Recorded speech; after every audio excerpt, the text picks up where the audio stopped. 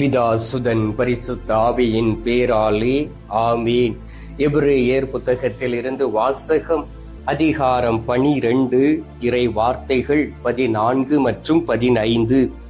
அனைவருடனும் அமைதியாயிருக்க முயலுங்கள், தூய்மையை நாடுங்கள். தூய்மையின்றி எவரும் ஆண்டவரை காண மாட்டார்கள். உங்களுள் எவரும் கடவுளின் அருளை இழந்து விடாமல் இருக்க பார்த்து கொள்ளுங்கள். கசப்பான நச்சு வேர் எதுவும் உங்களுக்குள் முளைத்து தொல்லை கொடுக்காதபடியும் அதனால் பலர் கெட்டு போகாதபடியும் பார்த்து கொள்ளுங்கள். ஆண்டவரின் அருள்வாக்கு. இறைவா உமக்கு நன்றி. கிறிஸ்துவுக்குள் பிரியமான என் அன்பு சகோதர சகோதரிகளே, இந்த நாளிலே நற்கருணை நாதர் உங்களை ஆசீர்வதிக்கும்படியாக அவருடைய பெயரினால் அவருடைய திருமுன் நின்று உங்களுடைய குடும்பத்தையும் உங்களையும் ஆசீர்வதிக்கின்றேன். நீங்கள் ஜெபிக்கக்கூடிய ஜெபம் ஒரு நாளும் வீண் போகாது. நீங்கள் எடுக்கக்கூடிய உங்களுடைய ஆன்மீக முயற்சிகளிலே ஆண்டவர் வெற்றியை கொடுப்பாராக. இழந்து போன சமாதானத்தையும் மகிழ்ச்சியையும் நீங்கள் மீண்டும் பெற்றுக் கொள்ளும்படி உங்களுக்காகவும் உங்களுடைய குடும்பத்திற்காகவும் குறிப்பாக இந்த மாதத்திலே தொடர்ந்து உத்திரிக்க ஸ்தலத்தில் இருக்கக்கூடிய ஆத்துமாக்களுக்காக ஜெபித்துக் கொண்டு இருக்கின்றோம். நம்மளுடைய குடும்பத்தில் நம்மளோடு வாழ்ந்து மறைந்து போன உறவினர்கள், தாய் தகப்பன்கள், நம்மளுடைய தாத்தா பாட்டிகள், நண்பர்கள், அவர்களுடைய ஆத்துமாக்களுக்காக தொடர்ந்து நாம் ஜெபிப்போம். குறிப்பாக இயற்கையாக மரித்து போனவர்கள், பாவத்தின் நிமித்தம் மரித்து போனவர்கள், போர் முனைகளிலும் இயற்கை சீற்றங்களினாலும் மரித்து போன ஆத்துமாக்களுக்காக அனுதினமும் நாம் ஆண்டவருடைய சமூகத்தில் கடந்து வந்து நாம் ஜெபிப்போம். அந்த ஜெபமாலையின் வழியாக இருக்கலாம், நீங்கள் திருப்பலியிலே ஒப்பு கொடுத்து ஜெபிக்கலாம், அல்லது சிலுவை வழிபாடு அதிலே நாம் கலந்து கொண்டு ஜெபிக்கலாம். ஒவ்வொரு ஸ்தலத்திலும் ஒவ்வொரு ஆத்துமாவை ஒப்பு கொடுத்து ஜெபிக்கலாம், உபவாசம் இருந்து ஜெபிக்கலாம், ஏழை எளிய மக்களுக்கு உதவி செய்து அதன் வழியாகவும் ஜெபித்து ஆண்டவருடைய ஆசீர்வாதத்தை பெற்றுக்கொள்ள முடியும். அன்பார்ந்தவர்களே, உத்திரிக்க ஸ்தலத்திலும் மகிழ்ச்சி இருக்கும் என்று சொல்லப்பட்டு இருக்கின்றது. இது உண்மையா? உத்திரிக்க ஸ்தலத்தில் எப்படி மகிழ்ச்சி இருக்கும்? அங்கு ஆத்துமாக்கள் வேதனையில் தானே இருக்கும். அவ்வாறு இருக்கக்கூடிய இடத்திலே மகிழ்ச்சி எவ்வாறு கடந்து வரும் என்பதை நாம் அறிந்திருக்க வேண்டும். உத்திரிக்க ஸ்தலத்தில் இருக்கக்கூடிய ஆத்துமாக்கள் நம்பிக்கையில் இருக்கிறார்கள். அந்த நம்பிக்கை அவர்களுக்கு மகிழ்ச்சியை கொண்டு வருகிறது. எப்படியாவது அந்த உத்திரிக்க ஸ்தலத்தில் இருந்து மீட்பு அடைந்து மோட்ச பாக்கியத்திற்குள் சென்று விடலாம் என்கின்ற நம்பிக்கை அவர்களுக்குள் இருக்கின்றது. யாராவது நமக்காக ஜெபிப்பார்கள், யாராவது நமக்காக ஒரு ஜெபமாலை ஒப்பு கொடுப்பார்கள், ஒவ்வொரு நாளும் திருப்பலி ஒப்பு கொடுத்து ஜெபிப்பார்கள் என்கின்ற ஏக்கத்தோடு அங்கே காத்து இருக்கின்றது. பிரியமானவர்களே, அவர்களுடைய ஏக்கத்தை மகிழ்ச்சியாக மாற்றுவது நமது கரங்களில் இருக்கின்றது. நீங்கள் அப்படிப்பட்ட ஆத்துமாக்களுக்காக ஜெபிக்கும் பொழுது அந்த ஆத்துமாக்கள் உங்களிடம் வந்து உங்களுடைய சூழ்நிலைகளை அறிந்து உங்களுக்கு நன்றி செலுத்தி நீங்கள் உத்திரிக்க ஸ்தலத்தில் இருக்கக்கூடிய அந்த ஆத்துமாக்களுக்காக இன்னும் அதிகமாக ஜெபிக்க வேண்டும். குடும்பத்தில் இருக்கக்கூடிய ஆத்துமாக்கள் அந்த உத்திரிக்க ஸ்தலத்திற்குள் கடந்து சென்று விடக்கூடாது என்பதை நாம் மற்றவர்களுக்கும் அறிவிக்க வேண்டும் என்பதை வெளிப்படுத்தும். பிரியமானவர்களே, இந்த நாளிலே நாம் வாசிக்க கேட்டோமே, தூய்மையின்றி எவரும் ஆண்டவரை காண மாட்டார்கள். நீங்களாக இருக்கலாம், நானாக இருக்கலாம், நமது போப்பாண்டவராக இருக்கலாம், உங்களுடைய ஆயர்களாக இருக்கலாம், யாராக இருந்தாலும் அவர்கள் பரிசுத்தத்தில் நிலைத்திருக்கவில்லை என்றால் எந்த சூழ்நிலையிலும் மோட்ச பாக்கியத்திற்குள் கடந்து செல்ல முடியாது. நான் கடவுளால் அழைக்கப்பட்டு இருக்கின்றேன், எனவே நான் டைரக்டா டிக்கெட் எடுத்துக்கொண்டு மோட்சத்திற்கு சென்று விடுவேன் என்கின்ற அகந்தையில் அலைவர்கள் கூட உண்டு. கவனமாக இருக்க வேண்டும். தூய்மை உள்ளது மட்டும்தான் கடவுள் இருக்கக்கூடிய இடத்திற்குள் நுழைந்து செல்ல முடியும். எந்த மனிதனுடைய வாழ்க்கையில் தூய்மை இல்லையோ அவன் இந்த உலகத்திலே தன்னை தயாரித்துக் கொண்டு நல்லதொரு பாவ சங்கீர்த்தனம் செய்து தன்னையே தூய்மைப்படுத்துகிறான் என்றால், எப்பொழுதும் விழிப்பாயிருந்து ஜெபித்து தன்னை பரிசுத்தப்படுத்திக் கொள்கிறான் என்றால் அந்த ஆத்துமா கண்டிப்பாக மோட்சத்திற்குள் கடந்து செல்லும். எனவே நாம் ஆண்டவர் கொடுத்த அருளை இழந்து போய் விடாதபடி ஆண்டவர் கொடுத்த அருளை தக்க வைத்துக் கொண்டு அந்த அருளின் அடிப்படையில் உத்திரிக்க ஸ்தலத்தில் இருக்கக்கூடிய ஆத்துமாக்களுக்காகவும் மரித்து போன ஆத்துமாக்களுக்காகவும் ஜெபிக்க வேண்டும். எனவேதான் கடவுளுடன் ஒன்றித்து இருக்கும்படியாக நாம் அவர்களுக்காக ஜெபிக்க வேண்டும். யாருக்கு அந்த மகிழ்ச்சி வரும்? யாரெல்லாம் கடவுளோடு இணைந்து இருக்கிறார்களோ, யாரெல்லாம் தன்னுடைய பலவீனங்களையும் பாவங்களையும் அறிக்கையிட்டு ஜெபித்து ஆண்டவராகிய இயேசு கிறிஸ்துவின் இரத்தத்தினால் கழுவப்பட்டு அவரோடு இணைந்து இருக்கிறார்களோ அவர்கள்தான் கொடிய வேதனையில் இருந்து வெளியிலே வந்து மகிழ்ச்சியாக இருக்க முடியும். அன்பார்ந்தவர்களே, நடந்த ஒரு புதுமையை சொல்லி உங்களுக்காகவும் உங்களுடைய குடும்பத்திற்காகவும் ஜெபித்து உத்திரிக்க ஸ்தலத்தில் இருக்கக்கூடிய மகிழ்ச்சியை புரிந்து கொண்டு தொடர்ந்து அந்த ஆத்துமாக்களுக்காக மன்றாடுவோம். ஸ்டானிஸ்லாஸ் என்று சொல்லக்கூடிய ஒரு குருவானவர், அவர் புனித சுவாமிநாதரின் சபையை சேர்ந்தவர். ஒரு நாள் அவர் மாலை நேரத்திலே தோட்டத்தில் உலாவிக் கொண்டு ஜெபமாலை சொல்லி ஜெபித்துக் கொண்டு இருந்தாராம். அப்பொழுது அந்த தோட்டத்திற்குள் இருந்து ஒரு அழுகுரல் கேட்டிருக்கின்றது.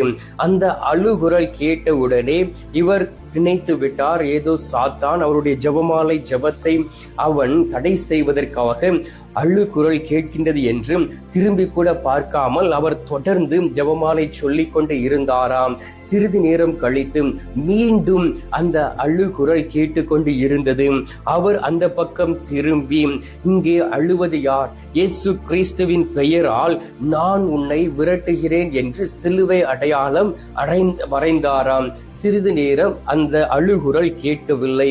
அதன் பிறகு மீண்டும் அழுகுரல் அதிகமாக சத்தத்தோடு கேட்ட உடனே, நீ யார் என்று அவர் அந்த அழுகுரல் கேட்ட இடத்திற்குள் கடந்து செல்லும் பொழுது, நான் உத்திரிக்க ஸ்தலத்தில் இருந்து வந்திருக்கின்றேன், என் பாவங்களுக்காக கொடிய வேதனை அடைகின்றேன், எனக்காக நீங்கள் ஒரு ஜெபமாலை சொல்லி ஜெபியுங்கள் என்று அந்த ஆத்துமா அவரிடம் வேண்டிக் கொண்டதாம். அதன் பிறகு மீண்டும் அந்த ஆத்துமா அவரிடம், நீங்கள் இந்த உத்திரிக்க ஸ்தலத்தை பற்றியும் உத்திரிக்க ஸ்தலத்தில் இந்த ஆத்துமாக்கள் படும் வேதனையை பற்றியும் மக்களுக்கு சொல்ல வேண்டும், உங்களுடைய சபையில் இருக்கிறவர்களுக்கு சொல்ல வேண்டும்.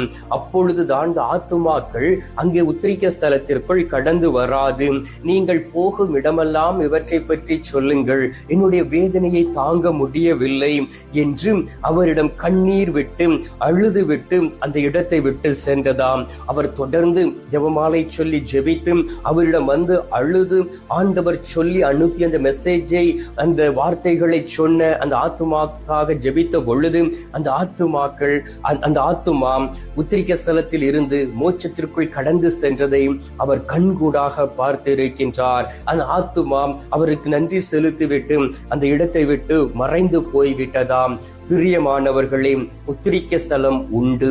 அது இல்லை என்று சொல்லக்கூடிய எவனாக இருக்கலாம், எவளாகவதாக இருக்கலாம், அவர்களுடைய வார்த்தைகளை நம்பிவிடாதீர்கள். ஏனென்றால் இந்த உலகத்திலே போலி இறைவாக்கினர்கள், போலி மனிதர்கள் அலைந்து திரிந்து கொண்டு, குருக்களில் கூட போலி குருக்கள் இருக்கிறார்கள், ஆயர்களில் கூட போலி ஆயர்கள் இருக்கிறார்கள். அன்பார்ந்தவர்களே, அதை புரிந்து கொண்டு நாம் நம்மை யாரெல்லாம் ஆன்மீக பாதையில் இறை வார்த்தையின் அடிப்படையிலே திருச்சபையின் கோட்பாடின்படி நம்மை நடத்துகிறார்களோ அவர்களிடம் பரிசுத்த ஆவியானவர் இருக்கின்றார். அவர்கள் கற்றுத்தரக்கூடிய அந்த வார்த்தைகளை கேட்டு அதை மற்றவர்களுக்கு அறிவிக்கக்கூடியவர்களாக நம்மை மாற்றிக்கொள்ள வேண்டும் என்பதை அறிந்திருக்க வேண்டும். இந்த நாளிலும் கூட தொடர்ந்து உத்திரிக்க ஸ்தலத்தில் இருக்கக்கூடிய ஆத்துமாக்களுக்காக ஜெபிப்போம். பாவம் இல்லாமல் உற்பவித்த அன்னை மரியாளுடைய உதவியை தேடுவோம். உத்தரிக்கிற ஆத்துமாக்களுக்காக இயேசுவை நோக்கி சில மணி துளிகள் மன்றாடுவோம். நமது நடுவில் உயிரோடு இருக்கக்கூடிய அந்த தெய்வம் நம்முடைய ஜெபத்தை கேட்டு உத்திரிக்க ஸ்தலத்தில் இருந்து இந்த நாளிலே ஆத்துமாக்களை மீட்டுக் கொள்வார் என்கின்ற நம்பிக்கையும் மகிழ்ச்சியையும் பெற்றுக்கொண்டு நாம் மன்றாடுவோம். எங்கள் பரலோக தந்தையே, இயேசு கிறிஸ்துவே, தூயனல் ஆவியே, தகப்பனே, இந்த அருமையான காலை பொழுதிற்காக உமக்கு நன்றி சொல்லி உம்மை துதிக்கின்றோம். ஆண்டவராகிய இயேசு கிறிஸ்துவே, அதிசயங்களையும் அற்புதங்களையும் செய்யக்கூடிய அன்பு தெய்வமே, உம்மை நம்பி உமது திரு சமூகத்தில் வந்திருக்கக்கூடிய ஒவ்வொரு பிள்ளைகளையும் ஆசீர்வதிப்பீராக. அவர்களை மட்டுமல்ல, அவர்களுடைய குடும்பங்களை ஆசீர்வதிப்பீராக. அவர்கள் எடுக்கக்கூடிய முயற்சிகள் எல்லாவற்றிலும் இந்த நாளிலே சமாதானமும் சந்தோஷமும் கூடி வரும்படியாகவும், சந்திக்கக்கூடிய நபர்கள் இறை அருளை பெற்றுக்கொள்ள வேண்டுமாயும் உம்மை நோக்கி மன்றாடுகின்றேன். கலக்கத்தோடும் வேதனையோடும் துக்கத்தோடும் இருக்கிறவர்கள் உம்மை அறிந்து கொள்வார்கள் ஆக. இந்த அருமையான நாளிலும் நேரத்திலும் கூட தகப்பனே, யாரெல்லாம் உத்திரிக்க ஸ்தலத்தில் இருக்கக்கூடிய ஆத்துமாக்களுக்காக ஜெபிக்கிறார்களோ, உத்திரிக்க ஸ்தலத்திலே மகிழ்ச்சி உண்டு, அங்கே ஆத்துமாக்கள் விசுவாசத்தோடு நிலைத்து இருக்கிறார்கள், எப்படியும் மோட்ச பாக்கியத்திற்குள் கடந்து சென்று விடுவேன் என்கின்ற நம்பிக்கையோடு இருக்கக்கூடிய அனைத்து ஆத்துமாக்களையும் என் ஆண்டவர் தாமே இந்த நேரத்திலே மோட்ச பாக்கியத்திற்குள் அழைத்து செல்ல வேண்டுமாய்மை நோக்கி ஜெபிக்கிறோம் அப்பா. ஒருவேளை எங்கள் குடும்பத்தில் மரித்து போன ஆத்துமாக்கள் கூட உத்திரிக்க ஸ்தலத்தில் இருக்கலாம், அவர்களுக்காக மன்றாடுகின்றோம். அவருடைய ஆத்துமாவை ஆசீர்வதித்து புனிதப்படுத்தி பரிசுத்தப்படுத்தி உம்மோடு சேர்த்து கொள்வீராக. ஆண்டவரே, தூய்மை இன்றி எவர் ஒருவரும் ஆண்டவரை காண முடியாது என்று எபிரேயர் 12வது அதிகாரம் 14வது வார்த்தையில் வாசிக்க கேட்டோமே. எனவே நீர் எங்களுக்கு கொடுத்திருக்கக்கூடிய அருளை இழந்து போய்விடாதபடி, கசப்பான வேர்கள் எதுவும் உழைத்து விடாதபடி, சமாதானத்தின் வேர்களின் வழியாக மற்றவர்களுக்கு சமாதானத்தை கொடுக்கக்கூடிய பிள்ளைகளாய் மாறிவிட வேண்டுமாய்மை நோக்கி செபிக்கிறோம் அப்பா. எல்லோரையும் ஆசீர்வதியும். எல்லா விண்ணப்பங்களையும் அது கரத்தில் ஒப்புக் கொடுக்கின்றேன். நீர் பொறுப்பெடுத்துக் கொள்வீராக. ஆண்டவராகிய இயேசு கிறிஸ்துவை, இந்த அருமையான நாளிலே நேரத்திலே நீர் எங்களுடைய ஜெபத்தை கேட்பதற்காக உமக்கு நன்றி.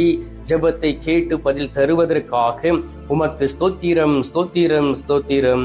மீட்பெரும் இரட்சகருமான இயேசுவின் திருக்கரத்தில் ஒப்புக் கொடுத்து எங்கள் தாய் கன்னி மரியாள் வழியாக ஜெபிக்கின்றோம். அன்பு தந்தையே, ஆமீன். பரலோகத்தில் இருக்கிற எங்கள் பிதாவே, உம்முடைய நாமம் அர்ச்சிக்கப்படுவதாக. உமது ராஜ்யம் அருக. உமது சித்தம் பரலோகத்தில் செய்யப்படுவது போல பூலோகத்திலும் செய்யப்படுவதாக.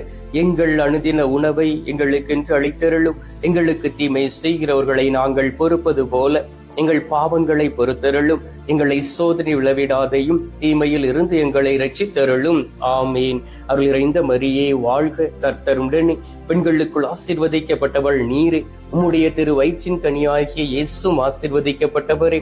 அச்சிஷ்ட மரியே, சர்வேசுடைய மாதாவே, பாவிகளா இருக்கிற எங்களுக்காக இப்பொழுதும் எங்கள் மரண நேரத்திலும் வேண்டிக் கொள்ளும். ஆமீன்.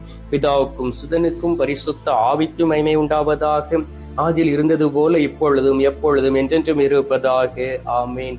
அன்பார்ந்தவர்களே, ஆண்டவராகிய இயேசு கிறிஸ்து நம்மை ஆசீர்வதித்திருக்கின்றார். நம்முடைய ஜெபத்தை கேட்டு உத்திரிக்க ஸ்தலத்தில் இருக்கக்கூடிய ஆத்துமாக்களை மீட்டு ரட்சித்து இருக்கின்றார். தொடர்ந்து இறந்த ஆத்துமாக்களுக்காக மன்றாடுவோம். இப்பொழுது உயிருள்ள தெய்வம் தரும் ஆசீர்வாதத்தை பெற்றுக் கொள்வோம்.